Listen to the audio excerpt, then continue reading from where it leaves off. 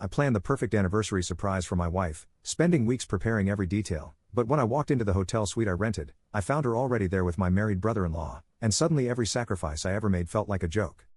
I spent 3 weeks planning what I thought would be the perfect 5th anniversary surprise.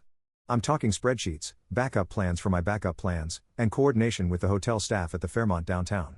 Sarah had been working insane hours at her law firm, and I wanted to show her how much I appreciated everything she sacrificed for our future. I booked the penthouse suite, arranged for her favorite champagne to be chilled, had rose petals scattered across the bed, and even convinced the concierge to let me set up her grandmother's antique music box on the nightstand. The irony makes me sick now. While I was obsessing over thread counts and champagne vintages, my wife was planning her surprise. I got to the suite 2 hours early because that's who I am. Was. The type of guy who shows up early, double-checks everything, and makes sure the lighting is perfect. I had this whole vision of Sarah walking in after her deposition, exhausted and stressed, only to find this romantic sanctuary I'd created just for her. I practiced what I was going to say in the mirror. Happy anniversary, beautiful. You've been working so hard, and I wanted to remind you that you're the most important thing in my life. God, I was such an idiot. I used my key card and pushed open the door, already smiling because I couldn't wait to see her reaction in a few hours. The champagne was perfectly chilled. The roses looked incredible. Everything was exactly as I'd arranged it. Except for the clothes scattered across the floor. Sarah's blazer. Her skirt. A man I didn't recognize at first. My brain couldn't process what I was seeing. It was like trying to solve a math problem in a language you don't speak. The sounds coming from the bedroom weren't making sense either. Sarah's laugh but different. Breathier. Intimate in a way I hadn't heard in months. I should have left. I should have backed out of that door and pretended I never saw anything. But you know what they say about curiosity and cats. I walked toward our bedroom like I was sleepwalking. Each step felt like moving through concrete. The door was cracked open just enough to see everything I never wanted to see. Sarah was on the bed I had decorated with rose petals. She was with Marcus. My brother-in-law. My sister's husband. The guy who'd been my best man. The man who called me brother at every family gathering and slapped my back when he told jokes. They weren't just having. They were making love. Real, passionate, connected love. The way Sarah and I used to be in the beginning, before work and bills and routine killed the fire between us. She was looking at him the way she used to look at me. She was touching him like he was precious. I stood there for maybe 30 seconds, watching my marriage in real time. Sarah saw me first. Her face went through this horrible progression, confusion, recognition, terror, and then something that looked almost like relief. David, she whispered, pulling the sheet up to cover herself. Marcus turned around, and I watched my brother-in-law's face crumble. Jesus Christ, David. I didn't scream. I didn't throw anything. I just stood there like an idiot in my anniversary surprise setup, surrounded by rose petals and champagne, watching my wife scramble to find words that could somehow make sense of what I was seeing. How long? I asked. My voice sounded like someone else's. Sarah sat up, clutching the sheet. She had this look on her face like she was calculating something. David, please, let me explain. How long, Sarah? 6 months, Marcus said. He was sitting on the edge of the bed now, his head in his hands. Since Emma's birthday party. My sister Emma's birthday party. I remembered that night. I remembered Marcus and Sarah talking by the kitchen island while I was outside grilling burgers. I remembered thinking how nice it was that they got along so well. I remembered Sarah laughing at something he said and thinking how much I loved her laugh. 6 months, I repeated. Our anniversary is today. I know, Sarah said, and she started crying. David, I know how this looks. How does it look? I laughed, and it came out like a bark. It looks like my wife and my sister's husband in the hotel room I booked for our anniversary. How else should it look? The music box was still playing in the background. Some waltz my wife's grandmother used to dance to. I walked over and slammed it shut. I was going to tell you, Sarah said. We both were. We just didn't know how. Were you going to tell me before or after I gave you the anniversary gift I've been planning for 3 weeks? She looked confused. What gift? I gestured around the room. This. All of this. I've been coordinating with the hotel staff. I took time off work. I spent our savings on this suite because I wanted to show you how much I love you. The silence that followed was the loudest sound I've ever heard. Marcus stood up and started putting on his clothes. David, you have every right to hate me. I hate myself. Do you love her? I asked him. He stopped buttoning his shirt. What? Do you love my wife? Marcus looked at Sarah, then back at me. Yes. And you? I asked Sarah. Do you love him? She was crying harder now. David, please. Answer me. Yes. That's when I understood. This wasn't some mistake. This wasn't a moment of weakness or a drunken hookup. They were in love. Real, actual, devastating love. And I was the idiot husband who'd been so busy planning anniversaries that I missed my wife falling out of love with me and into love with someone else.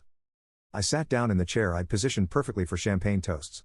The chair where I was supposed to watch my wife's face light up when she realized how much thought I'd put into this surprise. "Where were you supposed to be?" I asked Sarah. "What? Today?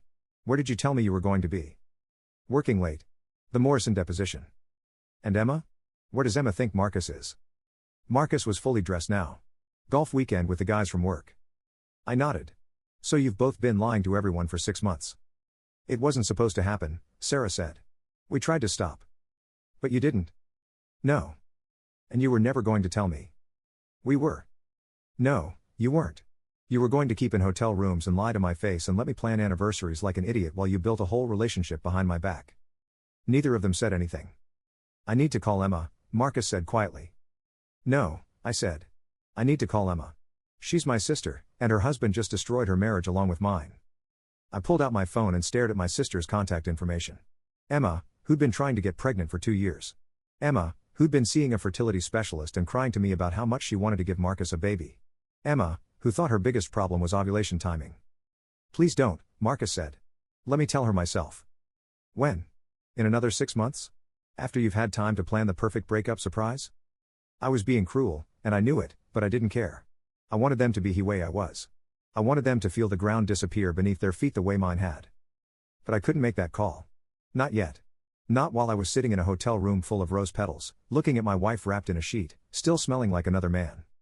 "Get out," I said instead. "David," Sarah started. "Both of you. Get out of my anniversary surprise." They got dressed quickly and quietly. Sarah kept trying to catch my eye, but I was staring at the champagne bucket. Dom Perignon 2010. Her favorite. I'd saved for 3 months to afford it. "I'll pack my things and stay at my mother's," Sarah said from the doorway. "Good. We need to talk about." "No, we don't." "David, please." "There's nothing to talk about, Sarah. You made your choice 6 months ago. You just kept lying to me about it." After they left, I sat in that perfect anniversary setup for another hour. I drank the champagne straight from the bottle. I scattered the rose petals with my feet.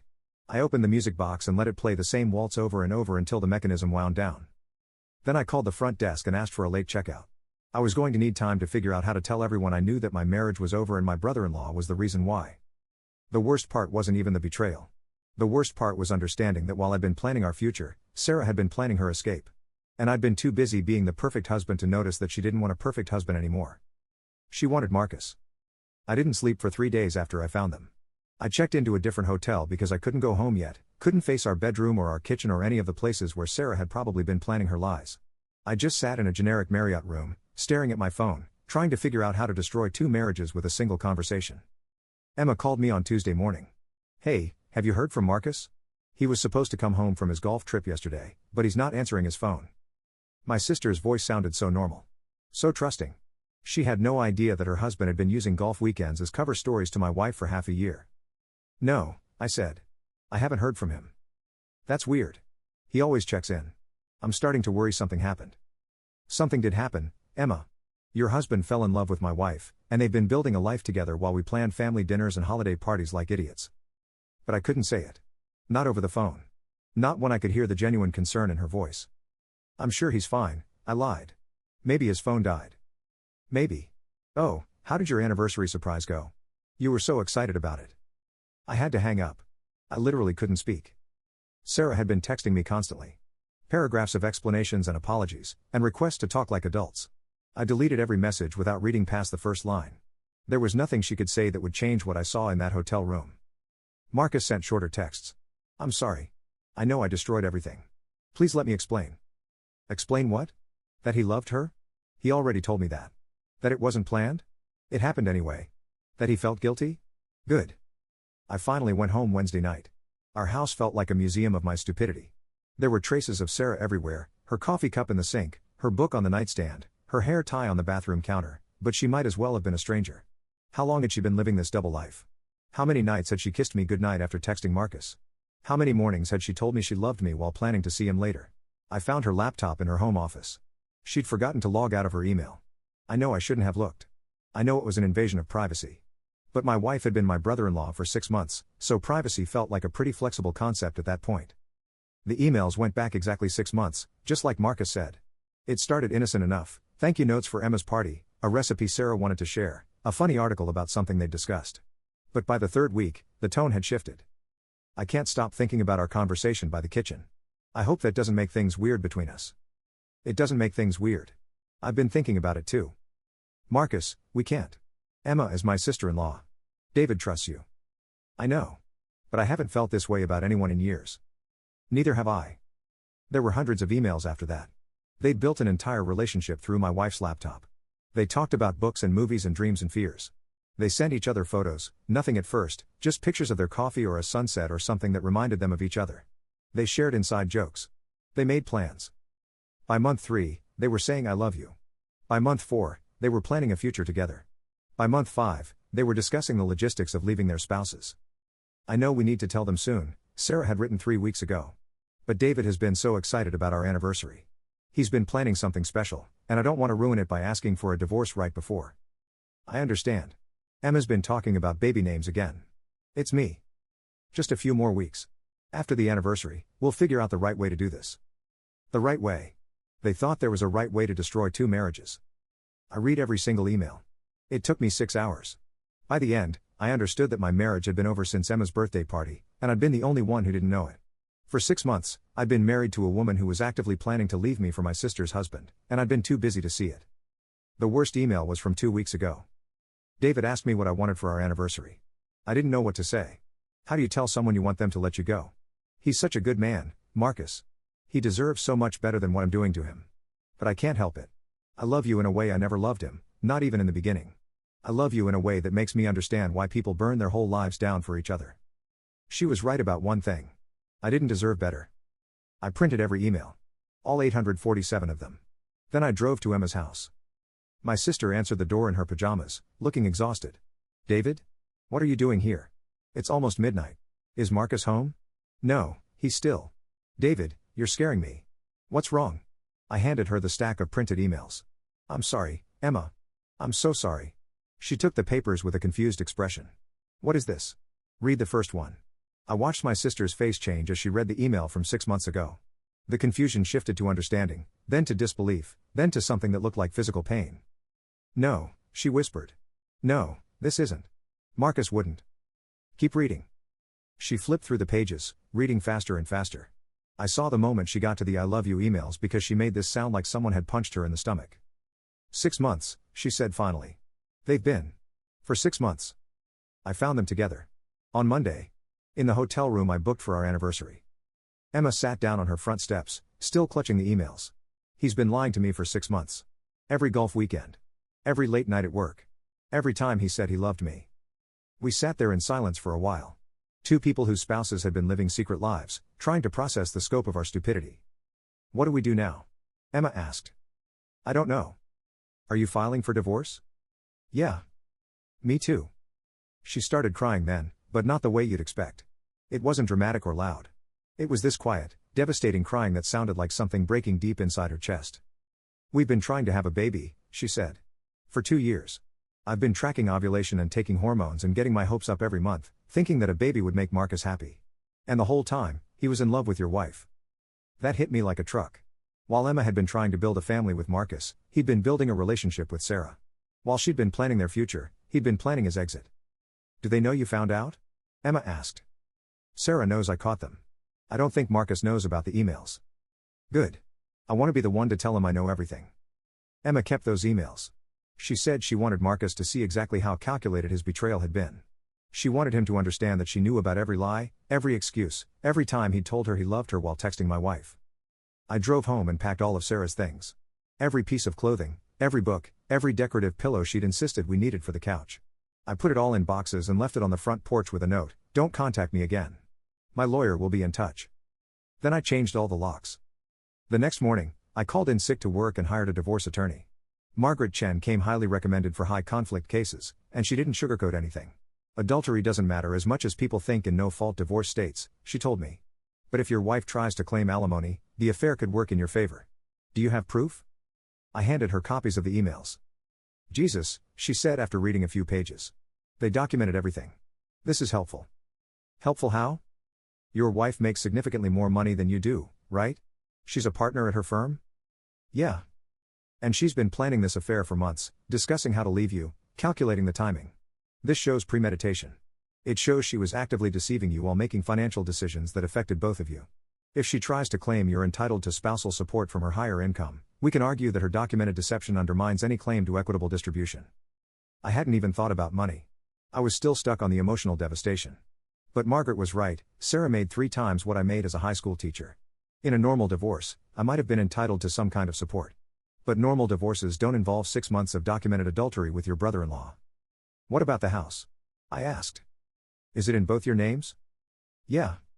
Then you'll probably have to sell it and split the proceeds. Unless you can afford to buy out her half. I couldn't. On a teacher's salary, I could barely afford the mortgage payments, let alone buy out Sarah's equity. I was going to lose my house along with my marriage. Sarah called me that afternoon. I let it go to voicemail. David, please. I found my things on the porch. I know you're angry, but we need to talk. There are things you don't understand. I never meant for this to happen. I love Marcus, but I never stopped caring about you. Please call me back. Never stopped caring about me. That was supposed to make me feel better? That while she was falling in love with my brother-in-law, some small part of her still cared about me? Emma texted me later, told Marcus I know everything. He's staying at a hotel. Says he wants to explain himself. I told him the emails explained everything already. The news spread through our families like wildfire.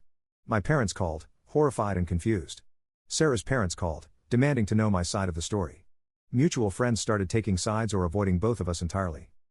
The worst conversation was with my mom. I don't understand, she kept saying. Sarah was always so sweet. And Marcus. He's been like a son to us. Well, your son-in-law has been your daughter-in-law for 6 months, Mom. So maybe he's not who we thought he was. David, don't be crude. I'm not being crude. I'm being accurate. She started crying. What about Emma? Is she okay? No, Mom. None of us is okay. Emma's been trying to get pregnant with a man who's been planning to leave her for my wife. I've been planning anniversaries for a woman who's been counting down the days until she could ask for a divorce. We're the opposite of okay. That night, I sat in my empty house, surrounded by the boxes Sarah hadn't picked up yet, and tried to figure out how my life had become unrecognizable in the span of a week. A week ago, I was a happily married man planning a romantic surprise for my wife. Now I was a soon-to-be divorced man whose entire family had been destroyed by 2 people who decided their love was worth more than everyone else's happiness. The worst part was understanding that they weren't evil people. They'd fallen in love, and love made them selfish and dishonest and cruel, but they weren't monsters. They were just 2 people who'd decided their feelings mattered more than their commitments. And somehow, that made it worse. 6 months after I found them together, the divorce was finalized. Sarah got to marry Marcus in a small ceremony with just their parents present. Emma and I got to rebuild our lives from scratch. The financial settlement was better than I'd expected, thanks to those emails. Sarah didn't contest the divorce or ask for alimony. Margaret said she probably wanted to avoid a trial where her affair would become public record. The house sold quickly, and after paying off the mortgage and legal fees, I had enough for a deposit on a small apartment across town. Emma got less lucky. Marcus fought her on everything, the house, his pension, even their dog. He claimed she was being vindictive by asking for half their assets. Vindictive. As if wanting fair compensation after your husband destroys your marriage with your sister-in-law is somehow unreasonable. But the money wasn't the real problem. The real problem was everything else. I couldn't go to family gatherings anymore. How do you sit at Thanksgiving dinner with your ex-wife and the brother-in-law who destroyed your marriage? How do you make small talk with someone who spent 6 months lying to your face while planning to steal your life? My parents tried to stay neutral, which meant they ended up disappointing everyone. They invited Sarah and Marcus to Christmas dinner because they're still family. They told Emma and me we needed to find a way to get along for everyone's sake. Get along. As if this were some petty squabble instead of the destruction of 2 marriages. I stopped going to family events. It was easier than watching my parents pretend everything was normal while my ex-wife and her new husband carved the turkey. Emma handled it differently. She moved to Portland and started over completely. New job, new apartment, new life where nobody knew her as the woman whose husband left her for her sister-in-law. She sent me a card on the first anniversary of our respective divorces. We survived the worst year of our lives. Everything else should be easy. But it wasn't easy. Dating was a nightmare. How do you explain to someone new that your marriage ended when you walked into your anniversary surprise and found your wife with your sister's husband? How do you trust anyone after discovering that the person who promised to love you forever had been planning their exit for 6 months? I went on exactly 3 dates in the first year after my divorce. The first woman ghosted me after I told her why my marriage ended. The second one said I had trust issues that I needed to work through before I was ready to date anyone. The third one seemed understanding until she asked if I was over it yet on our second date. Over it. As if betrayal comes with an expiration date. I started seeing a therapist, Dr. Kim, who specialized in infidelity trauma. Yes, that's a real thing. Some therapists specifically treat people whose spouses cheated on them because it's common enough to require specialists. You're describing symptoms of PTSD, she told me during our 4th session. From adultery? From betrayal trauma. When someone you trust completely violates that trust, your brain responds the same way it would to any other trauma. Hypervigilance, intrusive thoughts, difficulty trusting new people, these are all normal responses to what you experienced. Normal. It was normal to wake up at 3 a.m., wondering what signs I'd missed. It was normal to analyze every interaction with new people for signs of deception. It was normal to feel like an idiot for being the only person who didn't know my wife was having an affair. The hardest part, I told Dr. Kim, is that I still miss her sometimes. Not the woman who cheated on me, but the woman I thought I married. The woman who didn't exist. Grief for the relationship you thought you had is part of the healing process, she said. You're mourning the loss of your marriage, but you're also mourning the loss of your understanding of that marriage. Finding out about the affair retroactively changed your entire history together. She was right. I couldn't look at any photos from the past 6 months without wondering when they were taken about Sarah's affair. Our last vacation together happened 3 months into her relationship with Marcus. Our 5th wedding anniversary happened 4 months in. Every happy memory from the final year of our marriage was contaminated by the knowledge of what Sarah was hiding. The worst part was the isolation. Mutual friends didn't know how to handle the situation. Some of them stayed friends with Sarah and Marcus because their relationship seemed solid now. Others them off entirely and tried to rally around Emma and me. Most just faded away because our drama made them uncomfortable. I lost my entire social circle along with my marriage. Work became my refuge, but even that was complicated. I taught high school English, and teenagers have no filter. When word got around that Mr. Peterson was getting divorced because his wife had cheated with his brother-in-law, it became the most interesting gossip of the semester. Is it true your wife ran away with your sister's husband? A sophomore asked me after class one day. My personal life isn't an appropriate classroom discussion, I said. But is it true, though? Yes, it was true. Yes, my wife ran away with my sister's husband. Yes, I was enough not to see it coming. Yes, I spent 3 weeks planning an anniversary surprise that turned into the worst day of my life. But I couldn't say any of that to a 16-year-old. The second year was harder than the first in some ways. The initial shock had worn off, but the reality of rebuilding my life at 42 was overwhelming. I'd been with Sarah since college. I didn't know how to be single. I didn't know how to make new friends. I didn't know how to trust my judgment about people. Emma and I talked on the phone every few weeks. She was doing better me, dating someone new, loving her job in Portland, going to therapy, but not crying every session anymore. She seemed to have found a way to move forward that I couldn't manage. You need to stop checking their social media, she told me during one of our calls. She was right. I'd been hate following Sarah and Marcus online, torturing myself with photos of their new life together. They looked happy. They looked like people who'd found their soulmates and were living their dream life. They looked like the betrayal had been worth it. I know I should stop, I said. But I can't help it. They're not going to post photos of their fights or their doubts or their guilt. Social media is just the highlight reel. What if they don't have doubts? What if they're happy? Then that's their business. Your business is figuring out how to be happy without them. She was right, but it was easier said than done. How do you build happiness from the ruins of everything you thought your life was going to be? I tried online dating for a while, but every profile felt like a lie by omission. How much of your baggage are you supposed to reveal up front? How many dates do you go on before mentioning that your ex-wife destroyed your ability to trust anyone? The woman I dated longest was named Jessica. We saw each other for 3 months, which was a record for post-divorce me. She was patient with my anxiety and understanding of my trust issues. She said she didn't mind taking things slow. But I ruined it anyway. You're not here, she told me when she ended things. Even when we're together, you're somewhere else. You're still stuck in what happened to you. She was right. I was stuck. 2 years out from the worst day of my life, and I was still living in that hotel room, still seeing Sarah with Marcus, still trying to understand how I'd been so completely fooled. That's when I decided to write this all down. Dr. Kim suggested it as an exercise, tell the whole story from beginning to end, try to make sense of it, maybe find some closure. But writing it out didn't give me closure. It just made me realize how completely my life had been derailed by 2 people who decided their love story was worth more than everyone else's happiness. Sarah and Marcus have been married for 18 months now. They bought a house in the suburbs. Sarah's pregnant. They're building the life they planned while destroying mine and Emma's. And me? I'm still here, in my small apartment, writing cautionary tales on Reddit about why you shouldn't trust anyone completely, because the people you love most are the ones with the power to destroy you most thoroughly. Emma was right about one thing, we survived the worst year of our lives. But surviving isn't the same as living, and I'm still not sure I remember how to do that. The therapist says healing isn't linear. She says some days will be better than others, and that's normal. She says I'll eventually learn to trust again, maybe even love again. But sitting here at 2 a.m., writing about the day my marriage died, I can't imagine ever being enough to give someone that much power over my happiness again. Maybe that's the real lesson. Maybe the cautionary tale isn't about adultery or betrayal or even love. Maybe it's about the danger of building your entire identity around another person, of trusting so completely that you stop seeing the signs when everything falls apart. I don't know if I'll ever get married again. I don't know if I'll ever trust anyone enough to plan anniversary surprises or talk about the future or believe someone when they say they love me. What I do know is this: love doesn't conquer all, trust can be shattered in an instant, and sometimes the people closest to you are the ones planning your destruction.